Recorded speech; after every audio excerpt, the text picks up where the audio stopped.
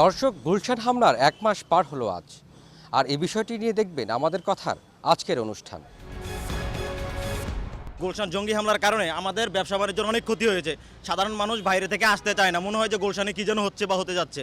অতএব আমি সরকারের প্রতি আবেদন জানাবো যে আমাদের গুলশানের যারা ব্যবসায়ী তাদের জন্য যেমন সুব্যবস্থা করা হয়, যেমন আমাদের বিশেষ করে ব্যবসার খুব ক্ষতি হচ্ছে এই ট্র্যাজেডির কারণে।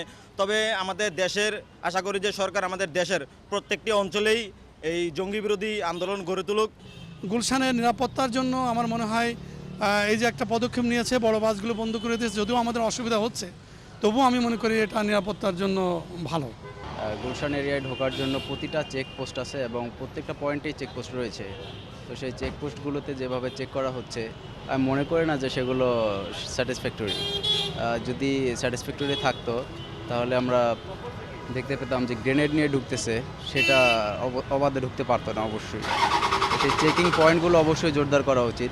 যে পোস্টে চেক করা হচ্ছে, দেখা যায় যে একটা মোটরসাইকেল যাচ্ছে, সেই মোটরসাইকেলের লাইসেন্সের জন্য বা যে কোনো একটা ফল্টের জন্য তার কাছ থেকে 50 টাকা 100 টাকা পুলিশ নিচ্ছে, বাট একটা গ্রেনেড নিয়ে ঢুকতেছে সেটা কিন্তু তারা দেখতে পারছে না, যার কারণে এই বড় ধরনের দুর্ঘটনাটা ঘটতে সক্ষম হলো আর কি। সারা বিশ্বেই এটা এইভাবেই হচ্ছে, আর এটা একটা আন্তর্জাতিক পর্যায়ে চলে গেছে। এটা শুধু বাংলাদেশ না, অন্যান্য দেশেও হচ্ছে।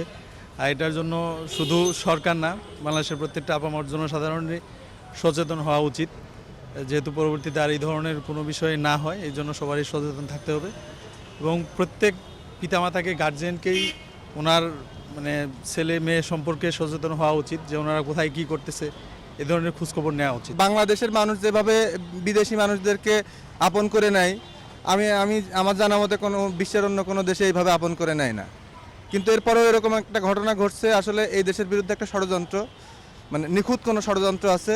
বৈদেশিক কোনো একটা লাভের কোনো আশায় আমাদের উদ্দেশ্য প্রণোদিতভাবে বাংলাদেশে এই ধরনের ঘটনা হয়েছে। আসলে আমি মূল্যায়ন করি বাংলাদেশ সম্বন্ধে, বিশেষ করে আপনি আমি, আমাদের যে ধারণা ছিল, যে ধ্যান ধারণা, আমাদের এই জঙ্গি হামলার পরে টোটাল মস্তিষ্কেও আমরা এই ধারণা আনতে পারতাম না, এমন কিছু ঘটনা ঘটছে। যেমন সমস্ত ইউনিভার্সিটির স্টুডেন্ট, যেসব স্টুডেন্ট এসব ইনভলভমেন্ট ছিল, আসলে এটা আসলে একদিনের প্রসেস না, এটা দীর্ঘমেয়াদী কোনো প্রসেস। কারণ এদের ট্রেনিং থেকে শুরু করে যেভাবে এরা হামলা চালাইছে, এটা মানসিকভাবে আসলে সুস্থ না, মানসিকভাবে ব্যাপারগ্রস্ত না। আপনি যাই বলেন, একজন মানুষের হত্যা করে কিন্তু কোনো সমাধান হতে পারে না। দর্শক, গুলশান ট্র্যাজেডির 1 মাস পূর্তি নিয়ে আমাদের কথার আজকের অনুষ্ঠান এখানেই শেষ করছি।